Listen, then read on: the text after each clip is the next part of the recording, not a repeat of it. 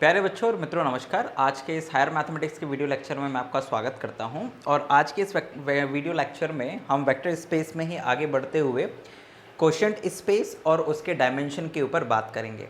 तो quotient space या quotient group आप याद नहीं, क्वोशिएंट ग्रुप आप पहले पढ़ के आ चुके हैं कि ये होता क्या है बेसिकली।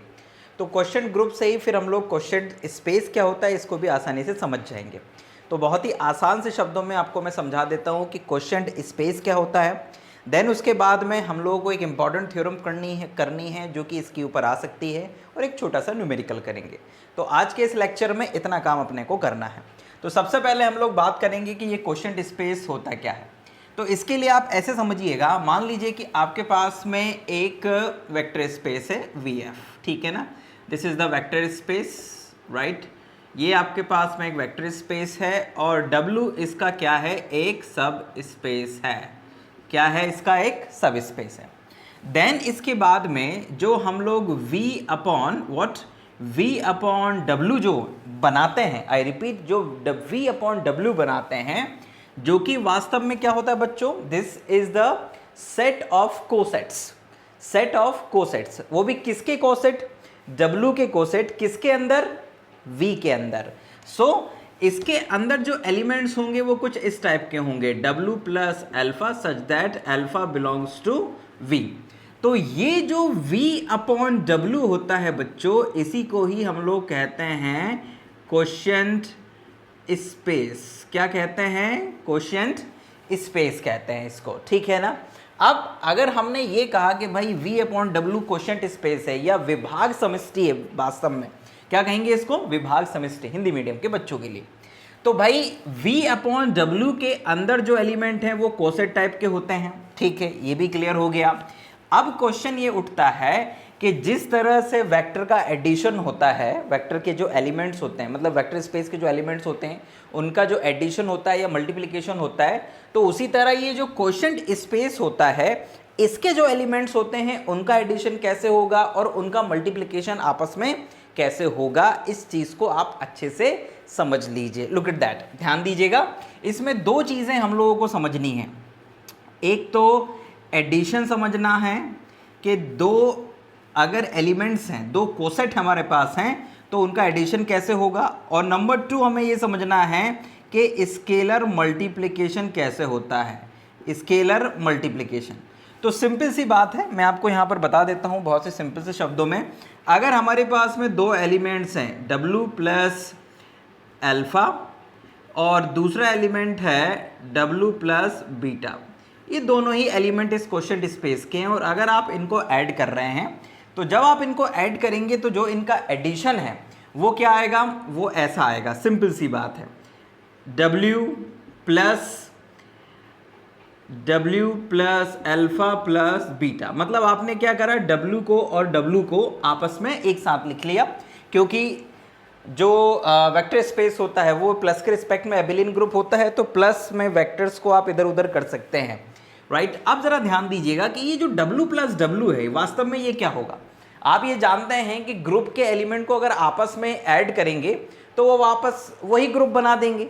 तो इसी का मतलब ये हुआ कि जब हम दो सब स्पेसेस को ऐड करेंगे तो वही सब स्पेस हमें वापस मिलेगा, क्योंकि अल्टीमेटली W प्लस W का मतलब क्या है कि आप इसके एलिमेंट्स और इसके एलिमेंट्स को ऐड कर रहे हैं। ये लीनियर सम हो गया एक तरह से वेक्टर सब स्पेसेस का। तो जब दोनों सब स्पेसेस एक जैसे होंगे तो जो इनका रिजल्ट होगा वो W ही होगा, प्लस और ये alpha plus beta as it is आ जाएंगे। तो ध्यान दीजिएगा बच्चों कि जब हम W plus alpha plus W plus beta करेंगे तो इनका जो सम है वो W plus alpha plus beta होगा, क्योंकि W प्लस W हो जाएगा। उसी तरह से स्केलर मल्टीप्लिकेशन, अगर आप एक स्केलर लें F और उस स्केलर का मल्टीप्लाई करें W प्लस अल्फा में, तो ये जो स्केलर मल्टीप्लिकेशन है इसका रिजल्ट क्या होगा। तो बहुत ही आसान सी बात है, आइए देखते हैं। A का जब आप W में गुणा करेंगे तो ये AW और प्लस ये A अल्फा आ जाएगा। अब आप जानते हैं कि ये जो W है वो एक सब स्पेस है, यानी वेक्टर स्पेस की सारी प्रॉपर्टीज पूरी करता है। तो इसका मतलब ये हो गया कि इसमें स्केलर मल्टीप्लिकेशन वाली प्रॉपर्टी भी पूरी होगी किसके अंदर, W। और वास्तव में अगर आप ध्यान से देखें तो ए डब्ल्यू का मतलब क्या है, ए डब्ल्यू का मतलब है a alpha where alpha belongs to W. तो भाई अगर आप ये कह रहे हैं कि ये जो अल्फा एलिमेंट है ये डब्ल्यू का है और ए अल्फा जो एलिमेंट है वो वास्तव में ए डब्ल्यू का एलिमेंट है, तो ये ए अल्फा एक स्केलर और एक वेक्टर का मल्टीप्लिकेशन है, और एक स्केलर और एक वेक्टर का मल्टीप्लिकेशन तो डब्ल्यू के अंदर ही आ जाएगा क्योंकि डब्ल्यू एक सब स्पेस है। तो इसका मतलब ये हो गया कि अल्टीमेटली ये एलिमेंट जो है ए अल्फा वास्तव में ये डब्ल्यू का ही एलिमेंट है by the property of scalar multiplication in W, because W एक उप समष्टि है, सब स्पेस है। तो इसका मतलब ये हुआ कि वास्तव में ये ए डब्ल्यू और कुछ नहीं डब्ल्यू के बराबर ही आएगा। सो इट मीन्स दैट कि A W plus alpha is equals to A W plus A alpha is equals to W plus A alpha. तो किसी भी कोसेट में स्केलर का मल्टीप्लिकेशन इस तरह से डिफाइन होता है और दो कोसेट्स का जो एडिशन है वो इस तरह से डिफाइन होता है। तो ये चीज़ आप ध्यान रखिएगा कि क्वोशंट स्पेस के जो एलिमेंट्स हैं अगर उन्हें ऐड करेंगे तो वो कैसे ऐड होंगे, और उनको अगर मल्टीप्लाई करेंगे, उसमें किसी स्केलर का मल्टीप्लाई करेंगे तो वो कैसे डिफाइन होगा। तो ये दोनों ही डेफिनेशन आपको दिमाग में रखनी है क्योंकि वेक्टर स्पेस में दो ऑपरेशन काम करते हैं, स्केलर मल्टीप्लिकेशन और एडिशन ऑफ वेक्टर्स। तो अगर हम दो ऑपरेशन की बात कर रहे हैं तो वो दोनों ऑपरेशन हमें इस क्वोशंट स्पेस के ऊपर भी डिफाइन करने होंगे। Now we are moving to a very important theorem about या related to the quotient space. आइए उस थ्योरम के ऊपर बात करते हैं और उस थ्योरम को प्रूफ करते हैं। So this is the theorem बच्चों, ये थ्योरम हम लोगों को प्रूफ करनी है कि dimension of v upon w यानी क्वोशंट स्पेस का जो डायमेंशन होता है this is equals to dimension of v minus dimension of w। ये हम लोगों को प्रूफ करना है। तो आइए ज़रा इसको प्रूफ करते हैं। तो इसकी शुरुआत जब आप करेंगे, मैं ज़्यादा लैंग्वेज नहीं लिखवाऊंगा, जो मेन चीज़ें वो बताऊंगा, बाकी बोलता जाऊंगा जिसे आप अपने शब्दों में प्रूफ करते समय जब नोट्स बनाएंगे तो कॉपी में लिख लेंगे, ठीक है ना। और थोड़ा अपनी बुक की भी मदद ले लीजिएगा तो लैंग्वेज लिखने में आसानी होगी। टेक्निकल चीज़ें मैं यहाँ पर आपको पूरी एक्सप्लेन कर दूंगा। सो भाई ये आपको प्रूफ करना है तो सबसे पहले तो आप क्या ले लीजिए, सबसे पहले आप लिखिए क्या, let we F is a finite dimensional vector space, है ना। ये आपका वी एफ क्या हो गया, एक फाइनाइट डायमेंशनल वेक्टर स्पेस हो गया। एंड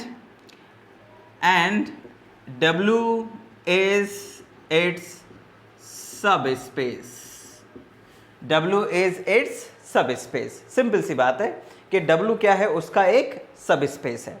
एंड भाई अगर आप ये कह रहे हैं कि ये जो है ये एक फाइनाइट डायमेंशनल वेक्टर स्पेस है VF और W उसका एक सबस्पेस है, तो W जो है उसका भी एक क्या होगा, बेसिस होगा, क्योंकि W भी क्या होगा, फिर एक फाइनाइट डायमेंशनल सब स्पेस हो जाएगा, तो उसका भी क्या होगा, एक बेसिस होगा। आई रिपीट, उसका भी एक बेसिस होगा। तो आप यहां पर सपोज करिएगा क्या, let dimension of W is equals to, आप मान लीजिए कि this is equals to M। तो आपने क्या मान लिया, dimension of W is equals to M मान लिया। M की जगह एक काम करते हैं, चलो N मान लेते हैं। So dimension of W is equals to N, I repeat N आपने मान लिया है। देन से S is equals to what, S is equals to beta 1 beta 2 dash dash beta n जो कि सबसेट होगा किसका, W का, इज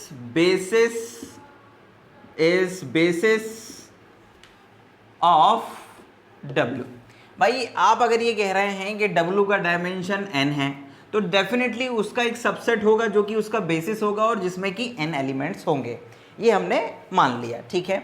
अब ज़रा ध्यान दीजिएगा, हम ये जानते हैं कि W जो है वो V का सब स्पेस है, और ये भी हमको पता है कि किसी लीनियरली इंडिपेंडेंट सेट को हम एक्सटेंड करके, क्या करके, एक्सटेंड करके क्या बना सकते हैं, V का बेसिस बना सकते हैं। ठीक, सो यहां पर लिखिएगा, यहां पे क्या लिखेंगे, since S is linearly independent so it can be extended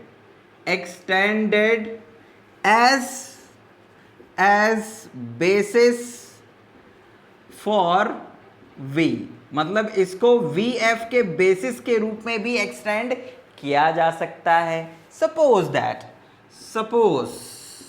क्या भाई, suppose S dash is equals to beta 1 beta 2 dash dash beta n comma alpha 1 alpha 2 dash dash, यहाँ पर आप ले लीजिएगा अल्फा m, ठीक है ना, अल्फा m be the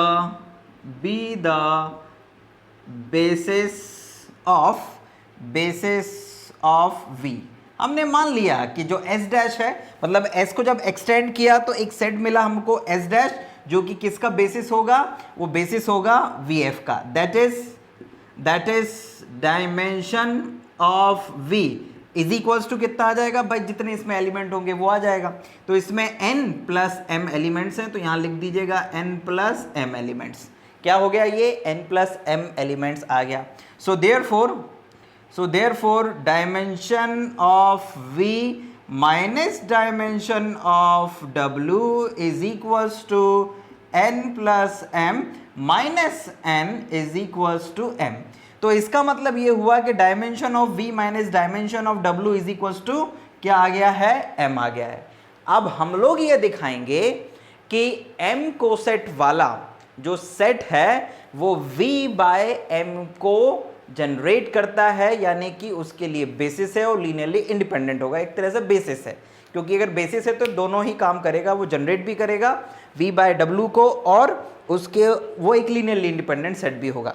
सो हम लोग यहाँ पर राइट साइड के लिए ये निष्कर्ष पर पहुंच गए हैं। तो इसका मतलब ये हुआ, this implies we will show हम दिखाएंगे कि dimension of V by W is equals to m, ये हम लोगों को दिखाना है, ठीक है ना। इसके लिए एक m कोसेट्स का क्या कर लेते हैं, एक सेट कंसीडर कर लेते हैं।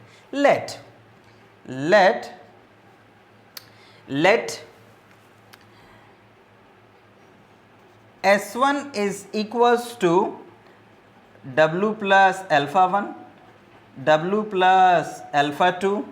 भाई ये वाले एलिमेंट मत लीजिएगा बीटास, क्योंकि बीटास जो एलिमेंट हैं वो तो किसके हैं, वो तो W के ही हैं। अगर उनको लेंगे तो वापस W आ जाएगा। तो ये जो अल्फाज हैं किसके एलिमेंट्स होने चाहिए, ये V के एलिमेंट्स होने चाहिए।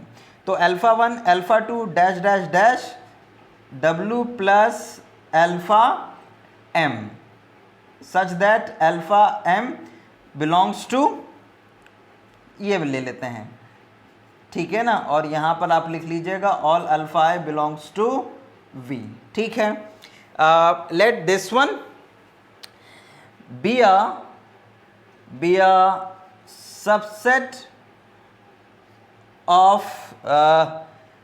a subset of V by m, sorry V by W with m cosets and define, और इसमें अपन लोग डिफाइन कर लेते हैं बच्चों क्या, जो अभी ऑपरेशंस अपन ने सब स्पेस के ऊपर देखा था। And define W plus alpha plus W plus beta is equals to W plus alpha plus beta, इस तरह से। और AW plus alpha is equals to W plus A alpha, इस तरह से इसको डिफाइन कर लीजिएगा, जहां पर जो A है वो F का यानी कि स्केलर है बेसिकली। तो अब हम ये दिखाएंगे कि ये जो S1 है ये लीनियरली इंडिपेंडेंट है और किसको जनरेट कर रहा है, V बाय M को जनरेट कर रहा है। तो लेट अस सपोज इसको थोड़ा और आगे बढ़ाते हैं। तो अब क्या लिखेंगे, वी विल शो, हम दिखाएंगे, we will show number 1 we will show number 1 S1 is linearly independent, और नंबर 2 S1 या LS1 is equals to V by W। ये दो चीज हम लोगों को दिखानी है। अब ये दिखाने के लिए भाई, क्योंकि इसमें m एलिमेंट है, अगर हमने ये दिखा दिया ये दोनों चीजें, तो इसका मतलब ये हो गया कि S1 जो है वो V बाय M के लिए क्या बन जाएगा, बेसिस बन जाएगा।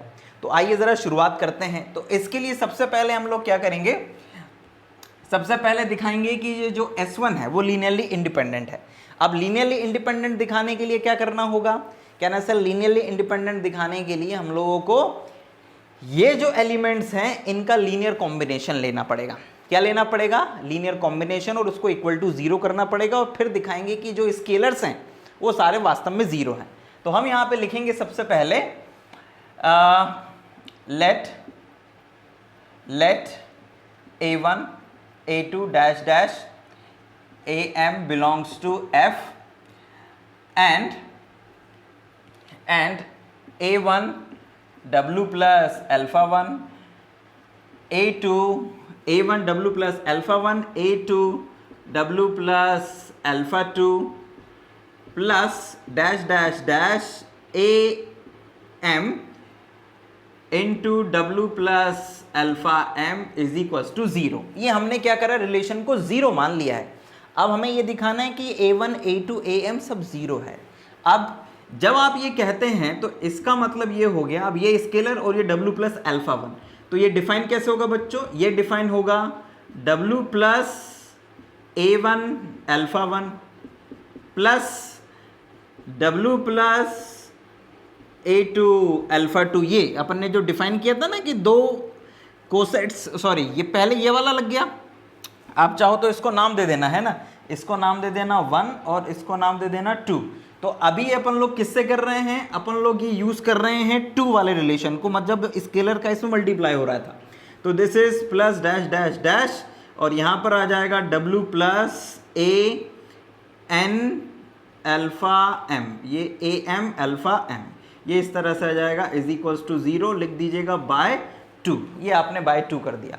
नाउ अब इसके आगे ध्यान दीजिएगा कि जब हम इन सभी को ऐड करेंगे, इन सभी कोसेट्स को ऐड करेंगे, तो ये सारे w तो जोड़कर क्या हो जाएंगे, w ही देंगे। So this implies that w plus, okay, यहां पर एक मिस्टेक हो गई हमसे। क्या मिस्टेक हुई है कि जब आप ये कह रहे हैं कि ये जो लीनियर कॉम्बिनेशन है वो इक्वल टू 0 होगा, तो यहां पर बच्चों 0 नहीं आएगा, क्योंकि ये 0 एलिमेंट नहीं होता है, ये 0 वेक्टर होता है वास्तव में। मतलब कि जिन एलिमेंट्स का आप लीनियर कॉम्बिनेशन बना रहे हैं, जिन वेक्टर्स का स्केलर के साथ लीनियर कॉम्बिनेशन बना रहे हैं, उन वेक्टर्स के जैसा 0 वेक्टर आपको राइट हैंड साइड में लिखना पड़ता है। ये 0 वेक्टर होता है वास्तव में। जब हम लोग वेक्टर स्पेस पढ़ रहे थे तो यहां 0 लिखते थे, लेकिन अगर हम लीनियर कॉम्बिनेशन बना रहे हैं कोसेट्स का, किसका लीनियर कॉम्बिनेशन बना रहे हैं, कोसेट्स का लीनियर कॉम्बिनेशन बना रहे हैं, तो यहां पर हमें कोसेट्स के लिए जो 0 एलिमेंट या आइडेंटिटी एलिमेंट होता है वो लिखना पड़ेगा। और अगर आप ये वाले कोसेट की, और अगर आप इस सब स्पेस की बात कर रहे हैं, कौन सा क्वोशिएंट स्पेस, मैं यहां पे लिख देता हूं, अगर आप v बाय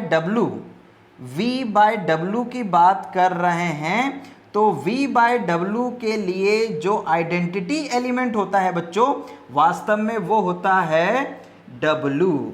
क्यों, क्योंकि w को आप किसी भी एलिमेंट में यानी किसी भी कोसेट में ऐड कर दीजिए, आपको वही w प्लस अल्फा मिल जाएगा, because w plus w is equal to w हो जाता है। तो यहां पर ये चीज एक मिस हो गई थी जो मुझे पहले ही बता देना चाहिए था, बिकॉज अदरवाइज यहां पे मिस्टेक होगी। तो इसको आप अपने दिमाग में रखिएगा कि यहां पर वास्तव में 0 ना आकर w आएगा, because w is the identity element for the quotient space v by w।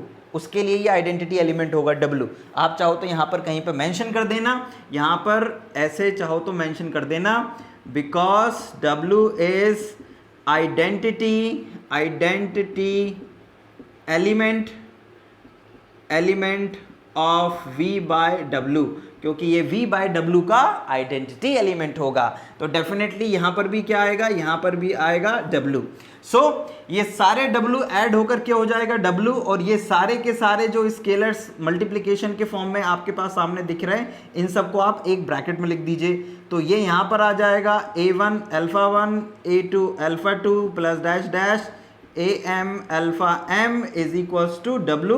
ये आपने किससे लिख दिया, बाय 1, मतलब एडिशन ऑफ कोसेट्स की मदद से, इसकी मदद से लिखा, इसकी मदद से कि ये सब w, एक ही w रह जाएगा और दिस वन। अब इस लाइन का कुछ मतलब है बच्चों। आप लोगों ने अगर ग्रुप थ्योरी में क्वोशंट ग्रुप पढ़ा हो, तो उस क्वोशंट ग्रुप में एक थ्योरम होता है, बहुत प्राइमरी थ्योरम है वो थ्योरम ये कहता है कि अगर w plus alpha is equals to w, है ना, अगर ये है तो इसका मतलब ये होता है कि जो अल्फा है वो वास्तव में w का ही एलिमेंट है, क्योंकि वो w के साथ ऐड होकर अगर w दे रहा है तो वो उसी का एलिमेंट है। अब इसको आप समझिए कि यहां पर लिखा है w, और ये वास्तव में जो लीनियर कॉम्बिनेशन है ये एक एलिमेंट ही है, एक वेक्टर ही होगा ना। तो w प्लस एक element is equals to w, तो इसका मतलब ये हो गया कि a1 alpha 1 a2 alpha 2 plus dash dash am alpha m belongs to w।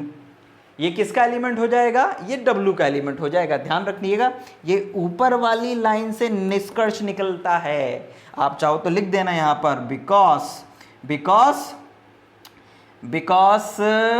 Because आप यहां पे लिख दीजिएगा, बिकॉज w प्लस a या w plus alpha is equals to w implies alpha belongs to w, और वास्तव में ये भी एक क्या है, एक वेक्टर ही है। तो ये निष्कर्ष हमें मिल जाएगा, ठीक, यानी कि ये एक एलिमेंट बन गया w का। तो आई होप यहां तक आपको पिक्चर अभी तक क्लियर रही होगी कि हमने अभी तक क्या किया है। हमने कुछ नहीं करा, जो हमें प्रूफ करना था उसके लिए पहले हमने पृष्ठभूमि बनाई। हमने सबसे पहले w का एक बेसिस लिया, फिर w के बेसिस को एक्सटेंड करा, v का बेसिस बनाया, फिर हमने इस चीज को फाइंड कर लिया तो हमारे पास में m आया। फिर हमें ये दिखाना है अब कि इसका डायमेंशन भी m है, तो उसके लिए हमने एक सेट लिया जिसमें कि m कोसेट्स थे, क्योंकि सिंपल सी बात है, आप v बाय w के अगर डायमेंशन की बात करेंगे तो उसके एलिमेंट्स लेने पड़ेंगे, उसका एक बेसिस बनाना पड़ेगा और उसमें m एलिमेंट्स होने चाहिए। तो हमने m एलिमेंट्स का एक सेट ले लिया जो कि किसका सेट सबसेट है, वास्तव में v बाय w का सबसेट है। अब हम ये दिखाएंगे कि ये इसका बेसिस है v बाय w का। तो उसके लिए दो चीज़ें हैं कि s1 को लीनियरली इंडिपेंडेंट और s1 v बाय w को जनरेट करे। तो लीनियरली इंडिपेंडेंट के लिए हमने स्केलर से लिए उनका लीनियर कॉम्बिनेशन बना दिया। यहाँ पर ध्यान देने वाली बात ये थी कि लीनियर कॉम्बिनेशन की इज इक्वल्स टू में w आएगा, क्योंकि w v बाय w के लिए आइडेंटिटी एलिमेंट है। याद रखिएगा ये क्वोशंट स्पेस के मामले में। एंड देन इसके बाद में फिर हमने इन दो प्रॉपर्टीज़ का यूज़ करा, तो हमारे पास में ये निष्कर्ष निकला कि ये जो लीनियर कॉम्बिनेशन के फलस्वरूप वेक्टर बन रहा है ये w का ही एलिमेंट है। अब इसके बाद क्या, अब इसके बाद अगर ये w का एलिमेंट है तो हमने तो ये कहा था कि ये जो बीटाज हैं भाई, ये सारे के सारे जो बीटाज हैं ये क्या है, बेसिस है w का। तो भाई ये एक एलिमेंट w का, लेकिन बेसिस तो ये है w का, तो इसका मतलब कि इस एलिमेंट को w के बेसिस के लीनियर कॉम्बिनेशन के रूप में लिखा जा सकता है। आइए इसको यहाँ पर लिखते हैं, इसको मिटाना पड़ेगा अभी। हाँ, जो मैंने कहा उसको आप लैंग्वेज के रूप में लिख दीजिएगा और मैं यहाँ पर डायरेक्ट लिख रहा हूँ। तो लैंग्वेज लिखने के बाद आप लिखिएगा this implies that a1 alpha 1 a2 alpha 2 plus dash dash am alpha m is equals to b1 beta 1 b2 beta 2 plus dash dash bn beta n। ठीक है, क्योंकि भाई बेसिस तो ये है ना, किसका, w का, तो उसके लीनियर बेसिस के जो वेक्टर्स हैं उनके लीनियर कॉम्बिनेशन से w का ये एलिमेंट भी जनरेट होना चाहिए। तो हमने ये लिख दिया। Now this implies that a1 alpha 1 plus a2 alpha 2 plus dash dash am alpha m minus b1 beta 1 minus dash dash minus B N beta N is equals to 0। मतलब कि आपने अल्फास का और बीटास का क्या बना दिया है, लीनियर कॉम्बिनेशन बना दिया और इक्वल टू 0 है ये। बट यहां पे ध्यान दीजिएगा, but alpha 1 alpha 2 dash dash alpha M beta 1 beta N beta N, ये क्या है वास्तव में, ये इज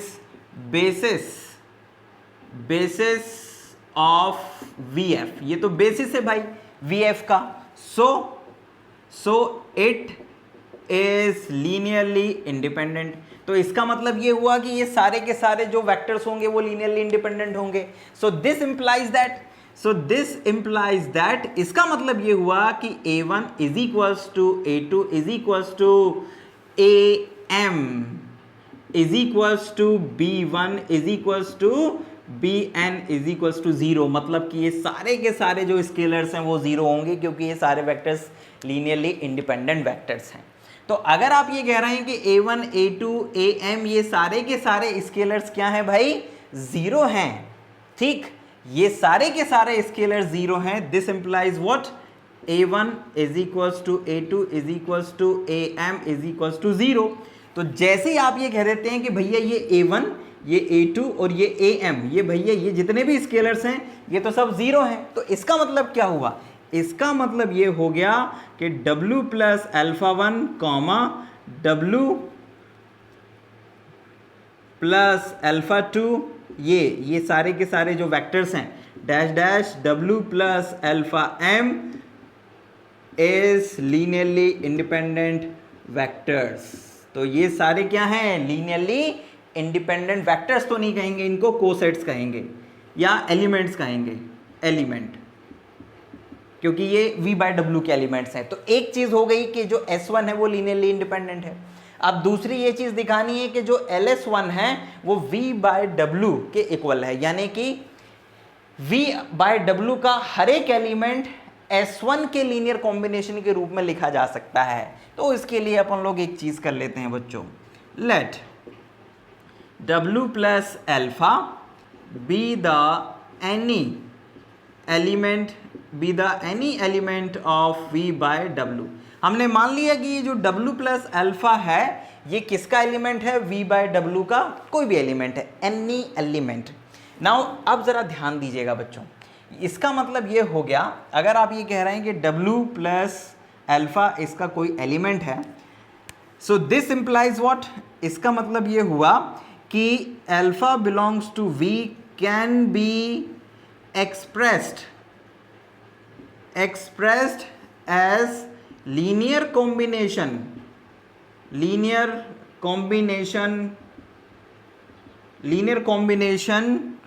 of its basis। तो इसका मतलब ये हुआ कि इस अल्फा को जो v का बेसिस है can be express as a linear combination of its basis, यानी कि वास्तव में that is basis of v का जो बेसिस है उसके लीनियर कॉम्बिनेशन के रूप में लिखा जा सकता है। मतलब कि आप this implies alpha is equals to, अब v का बेसिस क्या था भाई, v का बेसिस में ये सब एलिमेंट्स थे, अल्फाज भी बीटाज भी, तो मतलब अल्फा इज इक्वल्स टू लिखा जा सकता है a1 alpha 1 a2 alpha 2 dash dash am alpha m ही है ना, okay yes, and then plus b1 beta 1 plus dash dash bn beta n। सो बच्चों अब अगर हमने अल्फा को v के बेसिस के एलिमेंट्स के लीनियर कॉम्बिनेशन के रूप में अगर लिख दिया है तो इसमें अल्फा और बीटास दोनों आ गए हैं। अब जरा ध्यान दीजिएगा, ये जो बीटास हैं b1 bn, ये जो बीटास हैं ये बीटास किसका बेसिस है, कहना सर ये w का बेसिस है। तो इसका मतलब ये हुआ कि ये सारे के सारे जो एलिमेंट्स हैं, मतलब इन बीटास के लीनियर कॉम्बिनेशन से जो एलिमेंट बनेगा वो किसका एलिमेंट होगा, वो w का एलिमेंट होगा, क्योंकि ये w के बेसिस हैं। तो इनके बेसिस, इन w के बेसिस के लीनियर कॉम्बिनेशन से बनने वाला एलिमेंट भी w का एलिमेंट होना चाहिए। तो मतलब ये जो एलिमेंट है इसको आप थोड़ी देर के लिए नाम दे दीजिए कि suppose that this is a, तो इस a को आप आगे लिख दीजिए, ये a लिख दीजिए इस तरह से, plus A1 alpha 1 A2 alpha 2 plus dash dash AM alpha M, where यहाँ पे आप लिख दीजिएगा where A belongs to W। ये आपने लिख दिया है यहाँ पर, और आप क्योंकि एडिशन कम्यूटेटिव होता है इसलिए इधर का इधर लिख सकते हैं। So alpha is equals to ये लिख दिया आपने। नाउ दिस इंप्लाइज दैट, इसका मतलब अगर आप दोनों ओर W को ऐड कर दें, आपने दोनों ओर अब W ऐड कर दिया, तो W plus alpha is equals to W plus A, इसको साथ में रख दीजिए, प्लस यहाँ पर A1 alpha 1 A2 alpha 2 plus dash dash AM alpha M आ जाएगा। ठीक है, अब जरा ध्यान दीजिएगा क्योंकि जो A है वो W का ही एलिमेंट है, इसलिए W प्लस A किसके बराबर हो जाएगा, ये W के बराबर आ जाएगा। यानी कि W plus alpha is equals to W plus A1 alpha 1 plus dash dash AM alpha M, आपने इस रूप में लिख दिया। Now W plus this one, तो आप इस W को तोड़ दीजिए, जितने M एलिमेंट्स हैं उन M भागों में तोड़ दीजिए। तो इसको आप लिख दीजिएगा W plus A1 alpha 1 plus W plus A2 alpha 2 plus dash dash W plus AM alpha M। Right, now अब इसको हम कैसे लिख सकते हैं, वो जो स्केलर मल्टीप्लिकेशन वाली प्रॉपर्टी आपने देखी थी उसका यूज करिए। तो इसको आप लिख सकते हैं A1 W plus alpha 1 plus A2 W plus alpha 2 plus dash dash AM plus AM W plus alpha M। मतलब आपने क्या कर दिया बच्चों, W प्लस अल्फा को W plus alpha 1 W plus alpha 2 W plus alpha M के linear combination के रूप में एक्सप्रेस कर दिया है। सो दिस मीन्स दैट कि अगर आप कोई भी एलिमेंट लेंगे, किसका, अगर आप कोई भी एलिमेंट ले लेंगे V बाय W का, तो आप उस W प्लस अल्फा एलिमेंट को इस S1 के जो एलिमेंट्स हैं उनके लीनियर कॉम्बिनेशन के रूप में एक्सप्रेस कर सकते हैं। सो इसका मतलब ये हो गया कि जो S1 है वो V बाय W को जनरेट कर रहा है, LS1 is equal to V by W।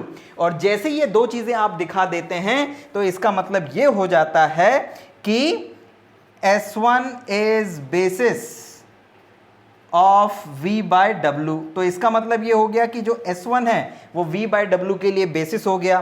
तो इसका मतलब ये हुआ कि dimension of V by W is equals to M आ गया।